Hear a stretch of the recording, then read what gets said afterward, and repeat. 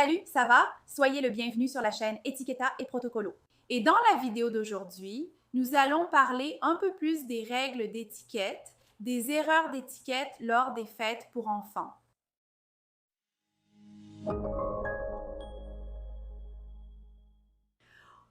Un événement très courant, ce sont les petites fêtes d'enfants, n'est-ce pas? Surtout les parents qui ont l'habitude d'emmener leurs enfants à ce genre d'événement. Quand l'enfant est un peu plus jeune, on finit par rester et participer à la fête avec les autres parents. Et quand les enfants grandissent, on finit par les déposer puis les récupérer plus tard. Dans cette vidéo, j'ai sélectionné quelques pratiques importantes pour les parents, n'est-ce pas? Cette vidéo est destinée aux parents pour qu'ils observent le développement et guident leurs enfants s'ils constatent ce type d'erreur. Soulignez pourquoi cela peut être considéré comme une manière peu élégante ou pas très agréable de se comporter dans ce type d'événement. Rappelons que si vous venez d'arriver sur la chaîne Étiquette et Protocole ou si vous regardez toujours nos vidéos, que vous vérifiez toujours les nouveautés ici, mais que vous n'êtes pas encore abonné, abonnez-vous à la chaîne Étiquette et Protocole, abonnez-vous dès maintenant, activez les notifications et suivez-nous aussi sur les réseaux sociaux. Sur Instagram, il y a aussi des contenus différents là-bas. Sur TikTok, n'oubliez pas de nous suivre. Nous sommes sur toutes les plateformes sous le nom Étiquette et Protocole et je vous attends. Le premier point à observer lorsque vous emmenez votre enfant à une fête d'enfants, c'est de ne jamais le laisser y aller avec le costume du thème de la fête. Donc, par exemple, si votre enfant est invité à une fête sur le thème de Spider-Man, il n'est pas approprié de le déguiser en Spider-Man pour cet événement, à moins que cela n'ait été convenu ou que la maman ou le papa de l'enfant qui fête son anniversaire ait informé que les autres enfants devaient venir déguisés en Spider-Man. Cela vaut aussi pour n'importe quel autre thème de fête, que ce soit une princesse ou tout autre thème choisi par l'enfant. Généralement, le thème de cette fête, surtout lorsqu'il y a un personnage impliqué, le costume ou la tenue de ce thème est réservé à l'enfant qui fête son anniversaire. L'enfant qui fête son anniversaire veut généralement porter ce costume et avoir d'autres personnes en compétition avec lui n'est pas agréable, ce n'est pas une pratique élégante. Donc, il vaut mieux que si votre enfant, par exemple, veut se déguiser pour la fête, vous lui suggériez un autre costume, n'est-ce pas? Par exemple, si le thème est Spider-Man, il peut se déguiser en, disons, Captain America. Si c'est la Reine des Neiges, il peut se déguiser en réponse. Changeons les costumes. Bien sûr, il n'est pas interdit de se déguiser, mais mieux vaut éviter que votre enfant porte le costume du thème de la fête. Seulement si c'est demandé par l'enfant qui fête son anniversaire ou par sa maman ou par son papa. Une chose que je sais, parce que je suis aussi maman, j'ai une fille de 3 ans, elle aime aller à la table des bonbons et se précipiter dessus. C'est essayer d'empêcher votre enfant de foncer vers la table des bonbons. Bien sûr, il y a le moment du joyeux anniversaire. Les enfants sont impatients de pouvoir manger les bonbons, de prendre les petits cadeaux, et ce moment est très attendu par les petits.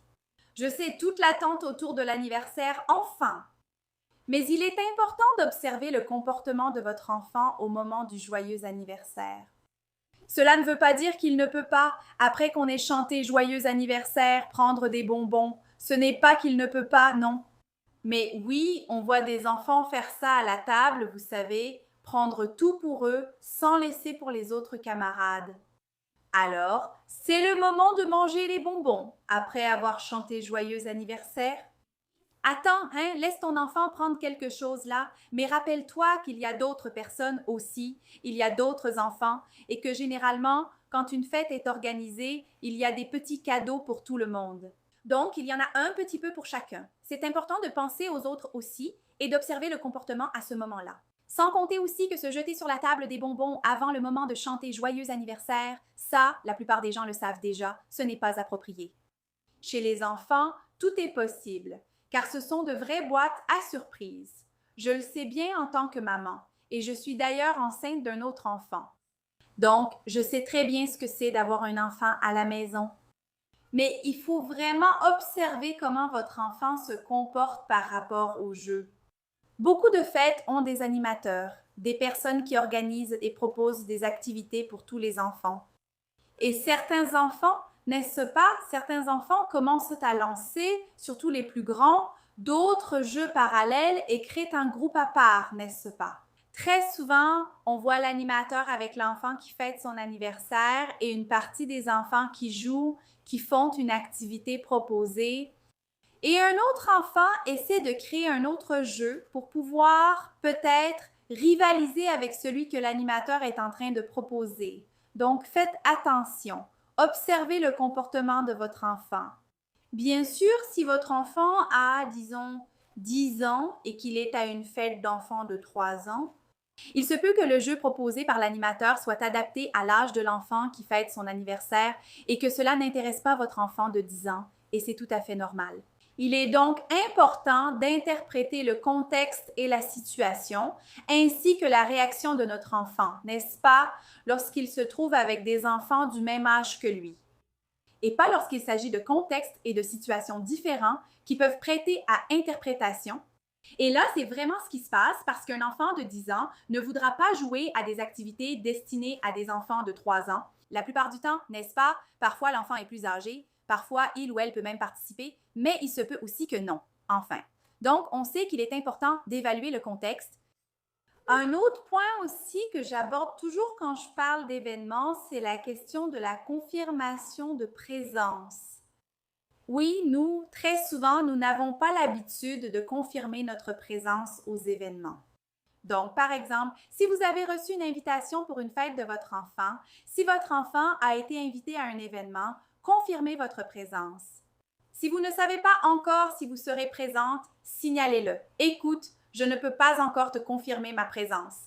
Et puis, quand vous aurez cette confirmation, vous envoyez un message, vous appelez, vous signalez à la maman, au papa de l'enfant qui fête son anniversaire ou au responsable de cet enfant. Donc, chaque fois que vous allez à une fête, et il faut aussi appliquer cela, l'enseigner à votre enfant, c'est fondamental d'apprendre cela à votre enfant. Oui, quand vous recevez une invitation, évaluez. Si vous savez déjà que vous allez y aller, confirmez tout de suite votre présence, dites que vous serez là. Parce qu'on sait que chaque personne présente à une fête d'anniversaire représente un coût pour la personne qui organise cet événement. Elle engendre un coût pour l'événement.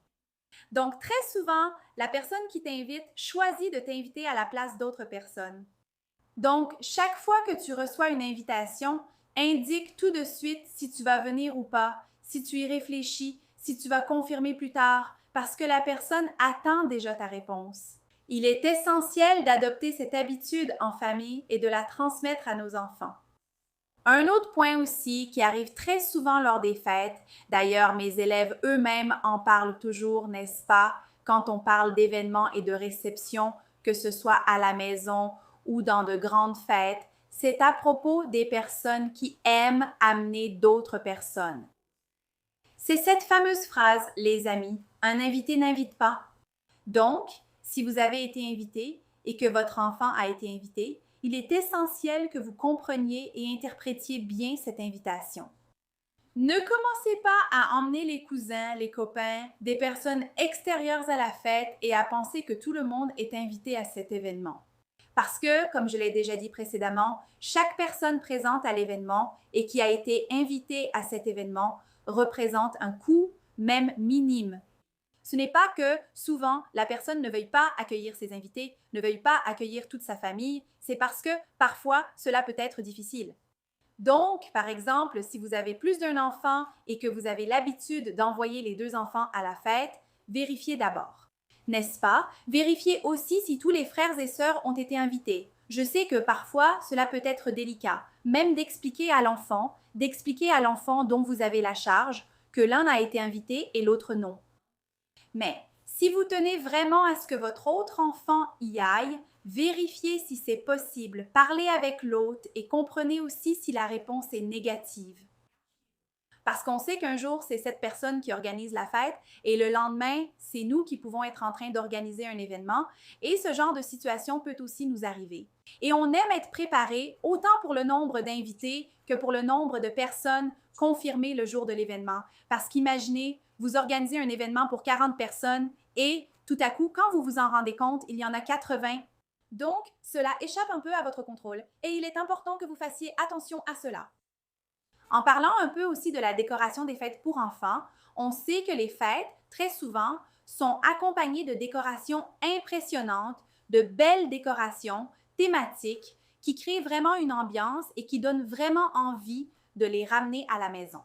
Mais avoir envie de les ramener ne veut pas dire qu'on le fera, non? Donc, faites attention au moment de prendre des décorations de la table pour les ramener chez vous, des décorations de la fête que vous pensez être des souvenirs. Si vous avez un doute à propos de quelque chose, demandez à l'hôte. Parfois, il y a une équipe d'organisation ou même un service de cérémonie qui aide lors de cet événement, ainsi que d'autres personnes responsables qui sont là pour aider. Oui, vérifiez si vous pouvez emporter quelque chose en cas de doute. Ce n'est pas parce que la décoration est sur la table que vous allez la ramener chez vous. Faites attention à cela et il est important de toujours vérifier avant de prendre quoi que ce soit. Et un point fondamental quand on parle de fête, c'est la question du cadeau. Beaucoup de personnes considèrent que le cadeau est quelque chose d'insignifiant, mais le cadeau, il n'est pas lié au prix de l'objet que vous offrez à quelqu'un, au prix de votre cadeau, à ce que vous allez offrir, mais plutôt au geste, à l'attitude d'offrir un cadeau. Alors, quand vous allez à une fête d'enfants, surtout les enfants, ils adorent recevoir des cadeaux. Et les enfants, ils sont même beaucoup plus sincères et sensibles que les adultes à ce sujet. Parce que pour eux, ce qui compte vraiment, c'est l'expérience de recevoir le cadeau et non pas ce qu'est réellement ce cadeau en question. Alors, quand vous allez à une fête d'enfants, même si c'est un enfant qui, selon vous, a déjà tout, n'est-ce pas? Parfois, on pense comme ça. João, par exemple, le fils de Maria, oui, oh là là, Maria a tout, elle donne tout à João. João n'a pas besoin de cadeaux, je n'ai pas besoin d'apporter de cadeaux à João.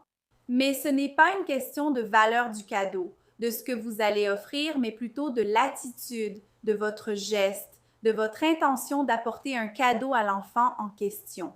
Donc, il est vraiment essentiel, quelle que soit la nature de l'événement, d'apporter un cadeau à la personne dont c'est l'anniversaire. Et si jamais cette fête a plus d'un enfant qui fête son anniversaire, parce que cela peut arriver lors des fêtes d'enfants, il est intéressant d'apporter un cadeau pour chacun des deux enfants qui célèbrent leur anniversaire ce jour-là, d'accord? Il est important de souligner cela, alors faites bien attention. Si vous êtes arrivé jusqu'ici dans cette vidéo, c'est sûrement parce que vous êtes responsable d'un enfant, que vous avez un fils ou une fille, que vous êtes papa ou maman. Et une autre vidéo que vous allez beaucoup aimer, c'est celle que je vais laisser ici à côté, qui parle un peu plus de l'étiquette pour enfants, de l'étiquette à la maison. Et on discute un peu plus sur à qui revient la faute lorsque les enfants désobéissent. Je vais la laisser ici pour que vous puissiez la regarder tout de suite après.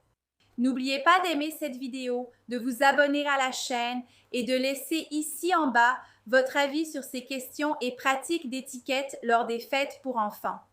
Voilà, merci beaucoup et à la prochaine vidéo.